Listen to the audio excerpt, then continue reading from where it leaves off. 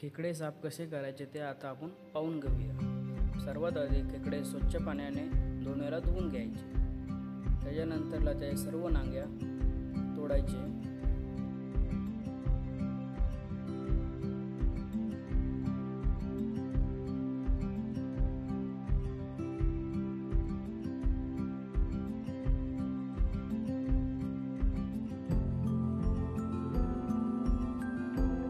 सर्व नांगे तोडून झाल्यावर मस्त स्वच्छ पाण्याने धुवून घ्यायचे।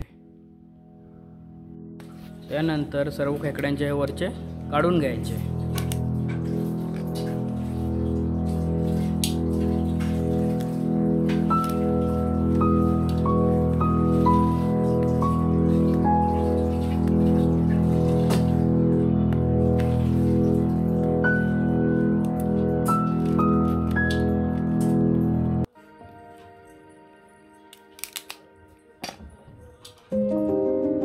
सर्व खेकड्यांचे काढून झाल्यावर स्वच्छ पाण्याने धुवायचे।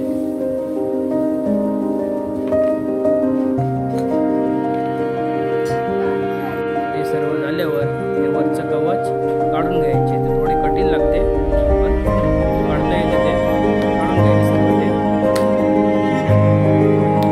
खेकडा आतमध्ये असेल समजून घ्यायचं खेकडा भरलेला आहे आणि सर्व खेकड्यांचे असे साफ करायचे।